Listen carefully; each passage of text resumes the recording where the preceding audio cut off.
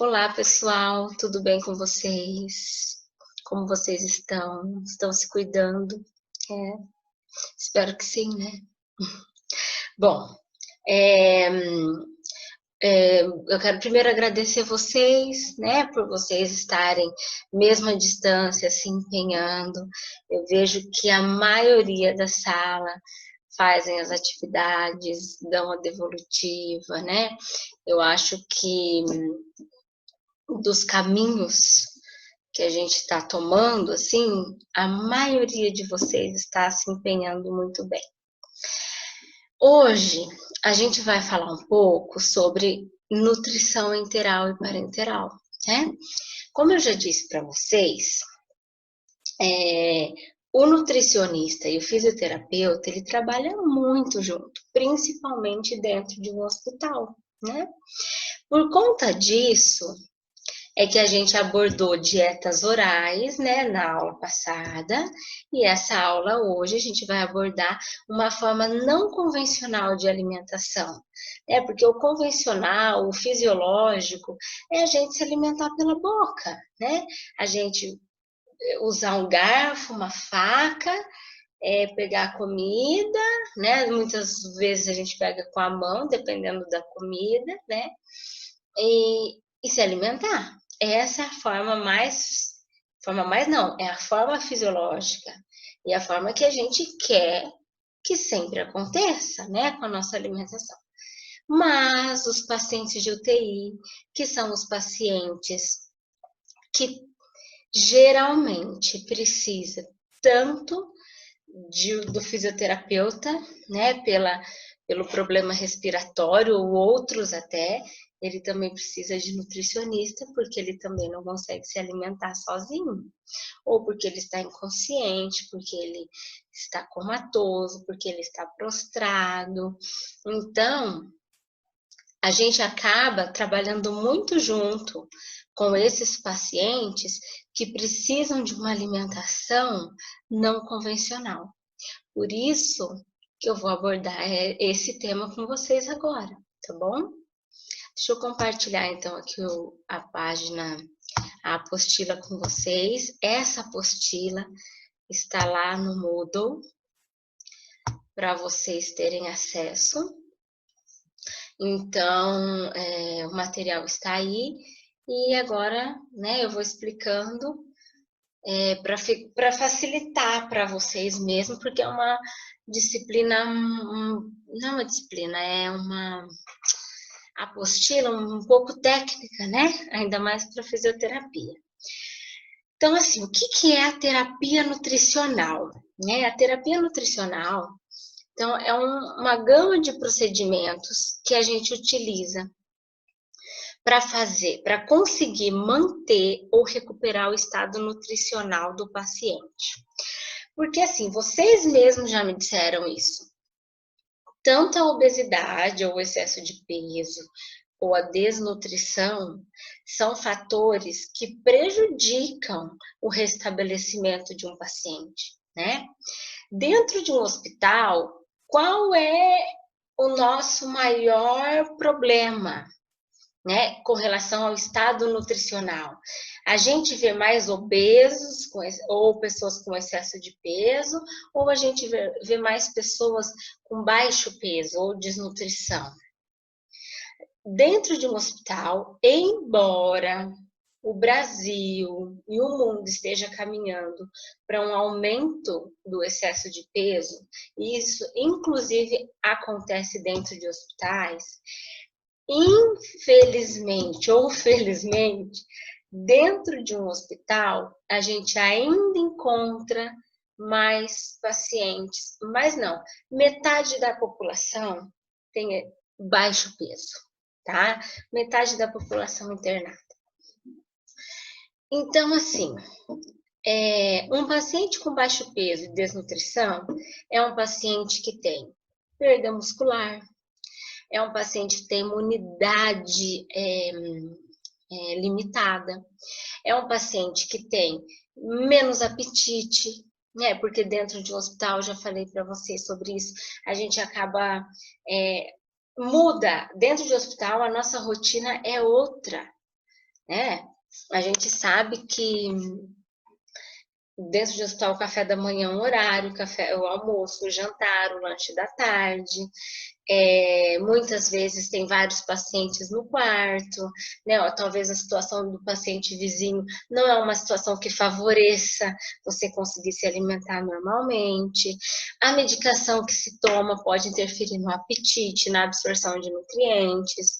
Então, assim, dentro de um hospital, o paciente desnutrido, a chance dele se desnutrir cada vez mais é maior por todos esses fatores. Então, a gente precisa fazer com que ele pare de perder peso, ou que ele ganhe peso, ou que ele mantenha o peso que ele está, né? Que é quando ele para de perder. Pelo menos isso a gente tem que tentar. E aí, como que eu consigo isso com um paciente inconsciente? Com um paciente sedado, né? Lá dentro do UTI, por exemplo. Vocês precisam que esse paciente se restabeleça, tenha força, que ele coma, para ele conseguir fazer, né, os exercícios que vocês estão lá para auxiliar, né, aplicar a fisioterapia adequada para a situação. Mas como? Se ele não tem energia para isso, né? E aí, nesses casos, a gente lança a mão da nutrição enteral ou da nutrição parenteral, que são tipos de terapia nutricional. A terapia nutricional inclui alimentação oral, que a gente já falou, né, da alimentação oral, dieta pastosa, leve, né? Quando eu uso um suplemento pela boca, né, ainda é nutrição oral. A nutrição enteral é uma outra forma de terapia nutricional que a gente utiliza a sonda. Então, é passado sonda no paciente para ele poder se alimentar. E a parenteral, ela é feita através de um catéter endovenoso. Então, a comida não vai, o alimento não vai nem para o estômago, nem para o intestino na parenteral.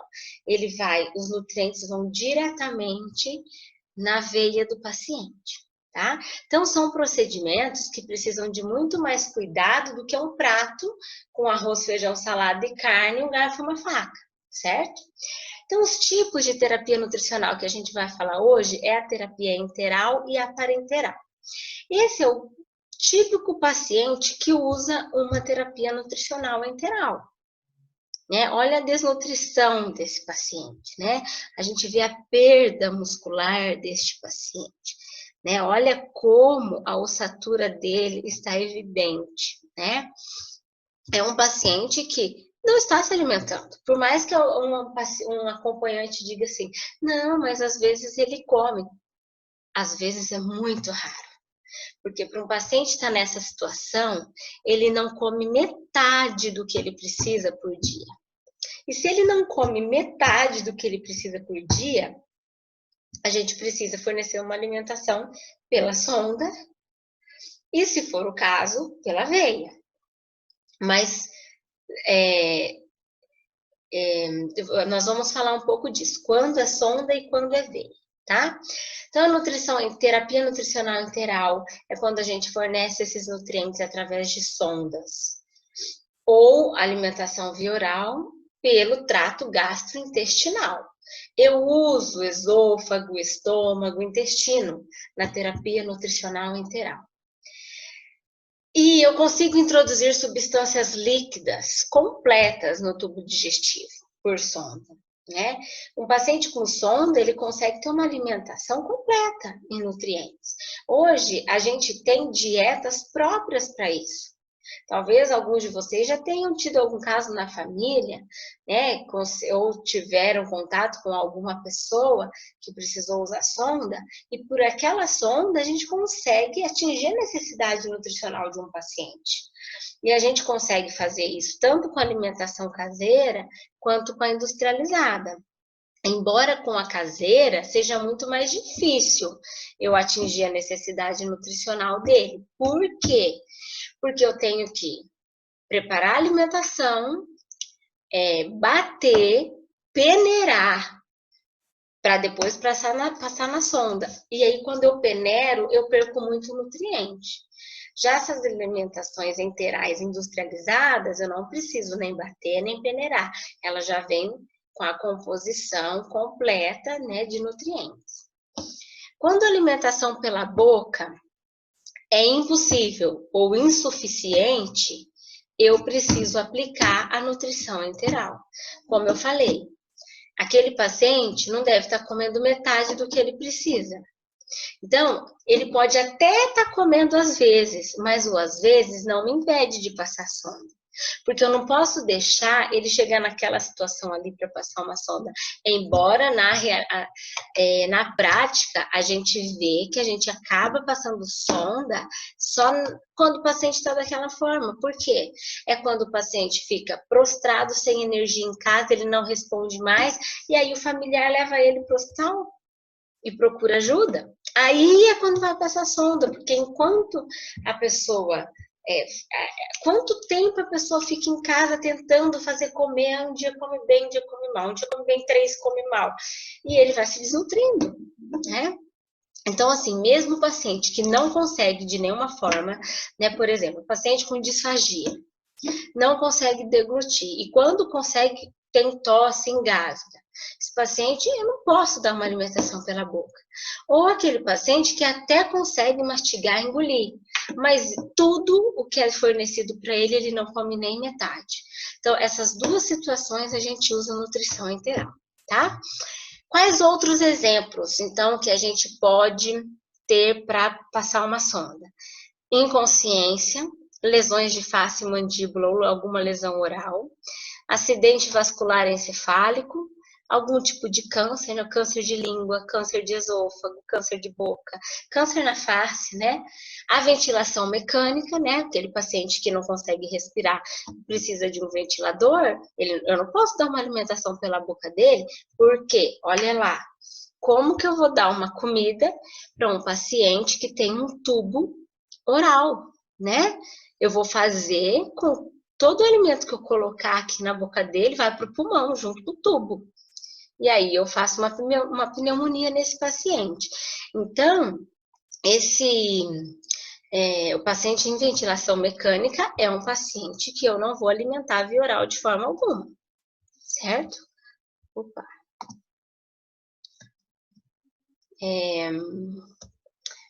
A demência de Alzheimer, né, que é uma doença também crônica degenerativa. Em algum momento, o paciente com Alzheimer vai começar a desenvolver a disfagia, e vocês sabem que o Alzheimer é uma doença que ela não volta, né? A gente não consegue fazer com que ela volte, que ela recupere, a gente consegue manter aquela situação por mais tempo. Exemplo, o paciente com Alzheimer que começa com disfagia, ou eu consigo manter aquele nível de disfagia e com o tempo isso vai piorando ainda, mas eu consigo ainda com tratamentos tentar fazer essa manutenção, o atraso da evolução da doença, mas eu não consigo deixar de fazer ele ser disfágico.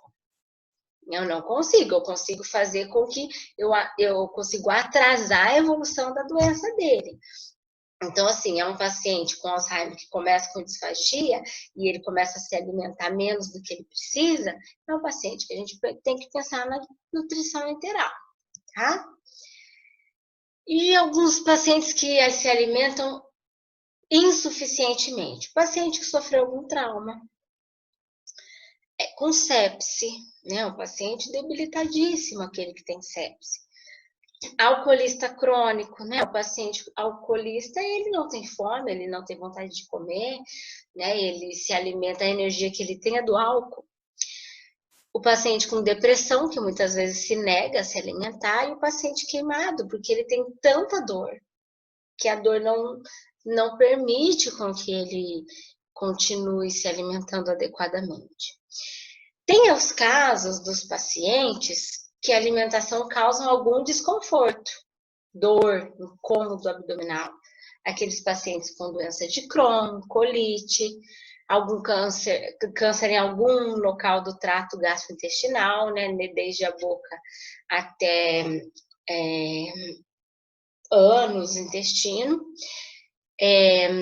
pancreatite, né, que como o pâncreas está inflamado, eu não posso dar a alimentação que ele comer vai causar muita dor. Inclusive, a pancreatite muitas vezes é caso de nutrição pela veia e nem é nutrição pela sonda. E pacientes em radioquimioterapia que também tem muito desconforto. Ou eles têm diarreia, ou eles têm intestino preso, eles têm gases, eles têm náusea, né? Então, pacientes cuja alimentação causa bastante desconforto. Essas situações também a gente pensa em nutrição enteral. Aí tem os pacientes que têm disfunção do trato gastrointestinal, como a síndrome da má absorção, né? Pacientes que não conseguem fazer absorção adequada. Pacientes com síndrome do intestino curto, quando é preciso resseccionar uma grande parte, 50% do intestino, pode ser por uma inflamação intestinal ou por um câncer, uma neoplasia intestinal, sobra uma parte muito pequena não, 50% do intestino já é uma parte considerável que vai faltar, né? Então, como o intestino está mais curto, é um paciente que não consegue absorver tudo que precisa. E o paciente com fístula, né, que são os pacientes pós-cirúrgicos, geralmente, que tem uma dificuldade de cicatrização, e aí forma um orifício, né, forma um orifício no trato onde foi feita a cirurgia, e se foi feita no trato gastrointestinal, isso prejudica muito, porque a hora que a alimentação passa onde está o orifício, a alimentação não faz o percurso que ela deveria, que é esôfago, estômago, intestino, né? Ela vai sair, né? Ou ela vai para o peritônio, para a cavidade peritoneal, ou ela vai, se a fístula é externa, vai sair. Então, quer dizer, é um paciente que não consegue fazer digestão e absorção de nutrientes. Então, esses são tipos de pacientes graves, geralmente graves, que precisam de nutrição enteral, muitas vezes terapia nutricional enteral, ou parenteral, né? Nesse caso que eu falei é enteral, ou porque eles comem pouco, ou porque eles não comem, ou porque tem algum desconforto, ou alguma disfunção do trato gastrointestinal. A gente chama as dietas que a gente fornece pela sonda de dieta enteral. E assim, quem que define que vai ser passado uma sonda? Na verdade, o nutricionista vai até o paciente, né, quando ele sabe, por algum motivo, seja pela copeira, seja pela enfermeira, seja pelo médico, pelo fisioterapeuta, olha, aquele paciente não está se alimentando bem, né? Ele não tem força, ele está prostrado, ele está apático, ele está astênico, né? Então, nós temos protocolos dentro de hospital para que essas informações cheguem até a gente, né? Aí o nutricionista vai lá, ele faz avaliação nutricional, e aí a gente vê os exames laboratoriais, vê peso e altura, quando possível fazer o real a gente faz, quando não a gente vai fazer as nossas estimativas, e aí a gente vai ver o estado nutricional. Ele é baixo peso, ele é desnutrido, ele tem excesso de peso, ele tem excesso de peso, mas está perdendo peso. E dentro de hospital, eu tenho que evitar a perda de peso. Por quê? Quanto mais o paciente perde peso, mais é afetada a imunidade dele, mais ele fica fraco, mais chance de ter outras doenças, mais chance de ficar mais internado, mais chance de morrer, né? Então, o nutricionista vai lá, faz o diagnóstico nutricional e comunica ao médico, olha, este paciente não... Ou a gente põe lá no prontuário, ou não, a gente tem sempre que documentar tudo, né? Então, a gente coloca lá no prontuário que o paciente se alimenta, não atinge 50% da necessidade nutricional dele, que há tantos dias ele não come, que a fisioterapia está sendo prejudicada. E aí, a gente coloca como nossa conduta a sugestão de passagem de sonda. Ou você pode ligar para o médico, conversar diretamente com ele, né? E fazer a sua prescrição lá no prontuário. Aí, o médico é quem, na verdade, prescreve a sonda ou a nutrição parenteral. Mas o que vai ser passado na sonda é o nutricionista. Então, mesmo que o médico internou e já pediu para passar sonda, porque ele viu que o paciente desidratado, desnutrido, apático, né? Já pediu para passar. Não vai dieta enquanto o nutricionista não vê esse paciente, porque quem planeja o que vai ser inserido dentro daquela sonda é o nutricionista, tá bom? Essa sonda, ela é passada pela enfermagem, não é pelo nutricionista. Então, o médico indica a passagem de sonda, a gente indica o que vai passar na sonda e a enfermagem vai lá e passa a sonda no paciente. Essa sonda, ela é passada do nariz até o estômago, pode ser do nariz até o duodeno, que é a primeira parte intestinal, ou a gente pode passar do nariz ao jejum, mas é muito raro. O mais comum quando quer passar na parte do meio do intestino é fazer um orifício diretamente no jejum. Quem vai fazer esse orifício? Daí, o médico, certo? Então, a sonda, ela começa no nariz, mas ela também pode ir pela boca, tá? Mas ela vai terminar ou no estômago ou no intestino delgado, tá? Ou a gente vai fazer, o médico vai fazer uma ostomia, que a gente chama, que é um buraco mesmo no local onde vai chegar a dieta. Faz um buraquinho lá, direto no estômago, direto no jejum, para poder passar. Aí o paciente não fica com a sonda no nariz, né? Ele fica com, acho que eu tenho uma foto aqui. Ele fica com, como se diz, com a sonda diretamente no abdômen dele, né? E aí por aqui é inserido a dieta, certo? Então nós temos tanto a sonda que passa do nariz ou da boca para o estômago e intestino, ou a gente põe uma sonda diretamente no local. Quando a gente faz, o médico faz a ostomia no estômago, a gente chama de gastrostomia. E quando faz o buraquinho lá no jejum, é jejumostomia. Qual é o objetivo da gente passar a sonda, então, num paciente? É restabelecê-lo, fazer manutenção do peso que ele está, fazer manutenção da imunidade, diminuir as chances dele ficar por mais tempo no hospital. E quando a gente faz isso em crianças, eu não tenho só esse objetivo de manutenção de peso, de restabelecer. Eu preciso pensar que além de restabelecer essa criança e manter o peso dela, eu tenho que manter o crescimento dela. Por isso, eu preciso ter muito cuidado com as crianças, certo? A sondinha, ela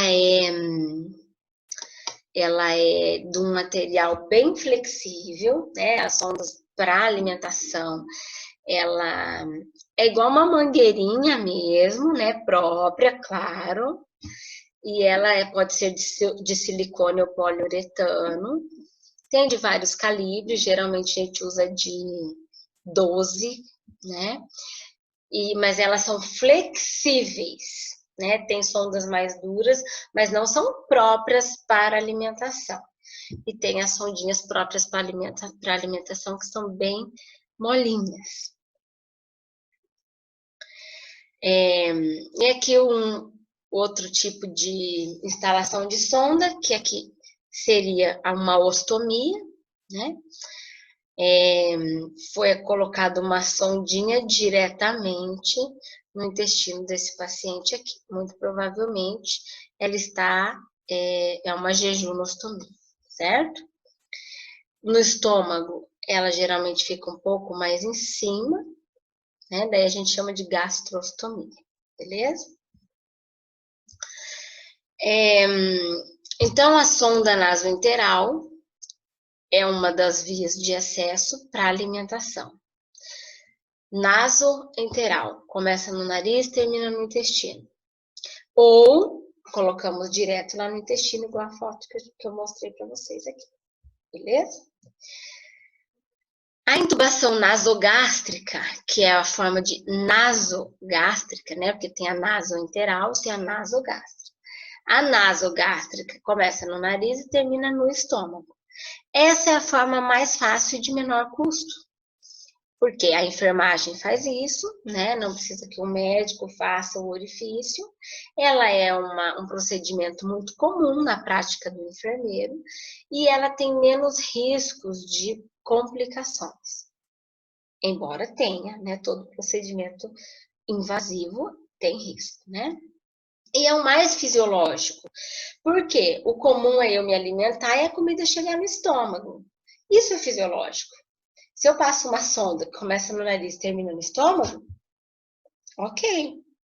Eu estou muito próximo do fisiológico. Mas se eu passo uma sonda que começa no nariz e termina no intestino, já não é tão fisiológico assim, né? Então, a forma mais comum que a gente vê é a nasogástrica. Então, quando a gente usa o estômago para receber alimentação, a gente chama de nasogástrica, ou se eu coloco direto a sonda no estômago, gastrostomia. Quando é no intestino delgado, ou começa no intestino, no nariz e termina no jejum, ou a gente coloca direto, a gente não, o médico, né? No jejum. E gastrojejunostomia, né? Que pode ser feito os dois procedimentos também. Tanto estômago quanto intestinal. Então, o posicionamento nasogástrico é esse. Esse rosinha é a sonda, entra pelo nariz e a sonda termina no estômago. E o posicionamento nasoenteral começa no nariz, ó, e vai terminar lá no começo do intestino delgado, né? Então, a sonda passa direto pelo estômago e para lá no intestino. Qual que é o fisiológico? O estômago, né? O mais fisiológico receber alimentação, como é nesse caso. Mas tem alguns casos que eu não consigo usar o estômago para isso, então tem que passar essa sondinha mais embaixo. E aí torna-se menos fisiológico, mas o organismo humano é muito adaptável. Então, com o tempo, a gente se adapta, o ser humano se adapta normalmente a se alimentar, recebendo alimentação direto no intestino, tá bom? Quando não colocar sonda em um paciente para se alimentar? Quando ele tiver hemorragia severa, hemorragia gastrointestinal, ou ele estiver evacuando sangue, né? Vômitos incoercíveis, que não para. Pancreatite aguda, se ela é aguda, ela é uma doença grave, né? A pancreatite aguda, a gente não passa sonda, porque como o pâncreas está inflamado, e quando a gente come, o pâncreas é acionado, ele é contraído para liberar as enzimas para fazer digestão. Então, quando a gente come, o pâncreas contrai. Se eu der comida para uma pessoa que está com uma inflamação no pâncreas, ela sente muita dor. Por conta disso, a gente não alimenta um paciente com pancreatite, não por sonda, tá? Refluxo do gastroesofágico intenso, porque a pessoa tem vômito, ela tem soluço, então essa sonda ela sai muito fácil do lugar. Então a gente não indica sonda para esses casos de refluxo gastroesofágico intenso. Ou quando tem uma obstrução do trato gastrointestinal, por exemplo. Tem um tumor lá no intestino delgado. Como que eu vou passar uma sonda? Né? Como? Se for no esôfago, por exemplo, a sonda não vai passar, mas aí eu posso fazê-la direto no estômago. Mas se tiver uma obstrução lá no intestino, o alimento não vai passar. Tem um câncer lá, vamos supor, não tem, a comida chega ali e para. Então, não posso passar sonda, nem indicar uma sonda num paciente nessa situação, ok? Com relação à terapia nutricional parenteral. A parenteral é quando o paciente não consegue se alimentar eu não posso dar, ele não consegue se alimentar adequadamente e ele tem alguma coisa que me impede de usar o trato gastrointestinal. Por exemplo, o paciente da pancreatite, o paciente com obstrução mecânica do intestino. Não, o paciente que ele mesmo que ele consiga engolir, a comida vai chegar numa parte do intestino e não vai conseguir seguir, né? Então, é um paciente que a gente pensa em terapia nutricional parenteral. É um procedimento feito pelo... É um procedimento também indicado pelo médico. A avaliação nutricional é feita pelo nutricionista. E dependendo, se a gente usar uma veia de pequeno calibre para alimentar, a enfermagem pode fazer o acesso venoso. Se precisar usar a jugular ou a subclávia, que são veias de grande calibre, para poder instalar o catéter da nutrição parenteral, daí é o médico quem faz. E o que a gente passa nesse catéter? Como vai direto na veia, não pode ter contaminação alguma. O trato gastrointestinal, quando eu passo uma sonda, também a alimentação não deve ter contaminação. Mas o próprio trato gastrointestinal atua como uma barreira imunológica.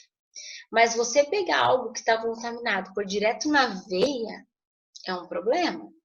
Então, a solução que vai dentro que vai passar por esse catéter venoso é uma solução estéril, certo? De forma que o trato digestivo é excluído do processo, ou seja, é uma alimentação não fisiológica mesmo, porque eu não uso boca, nem esôfago, nem estômago, nem intestino.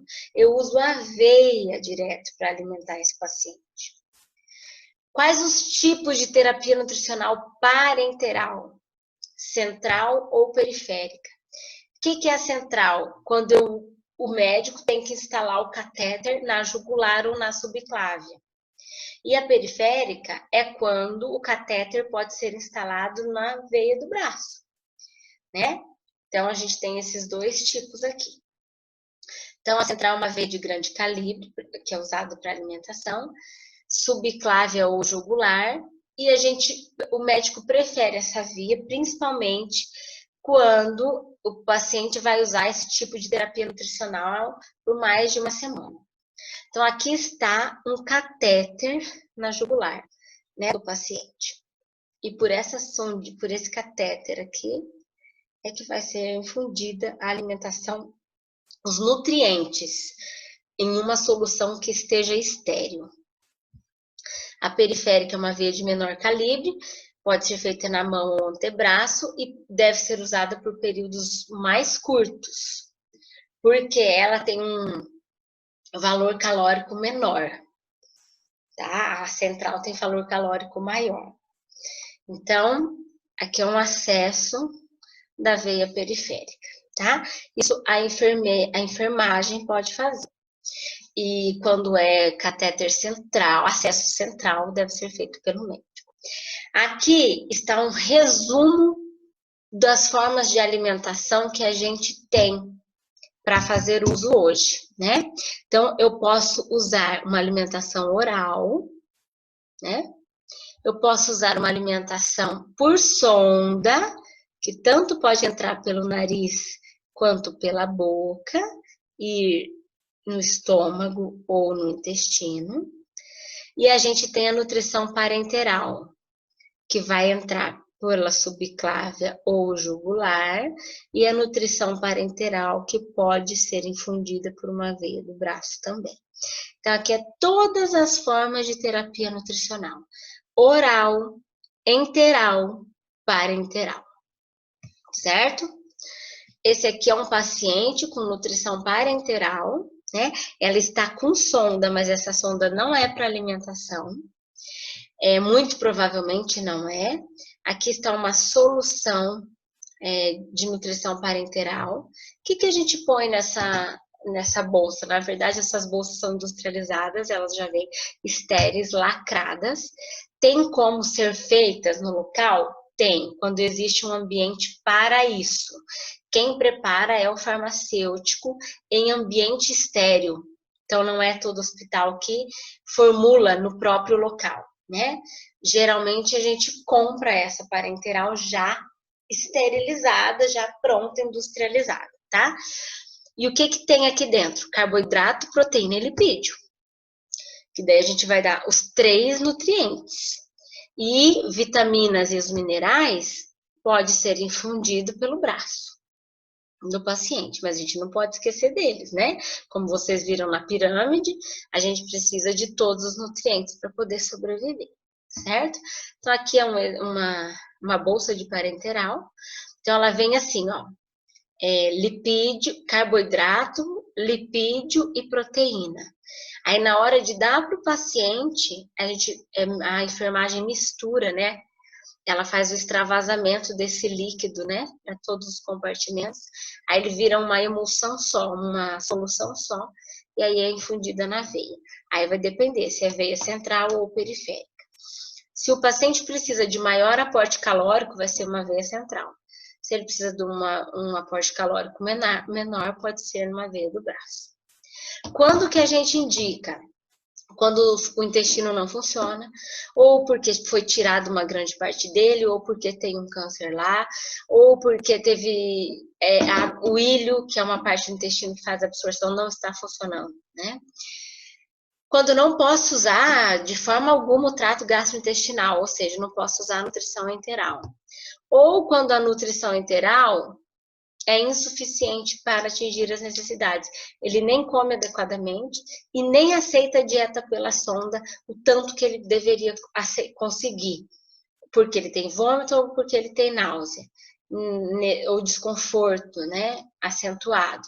Nessa situação, aí é passado a parenteral, feito a parenteral para completar a nutrição da sonda.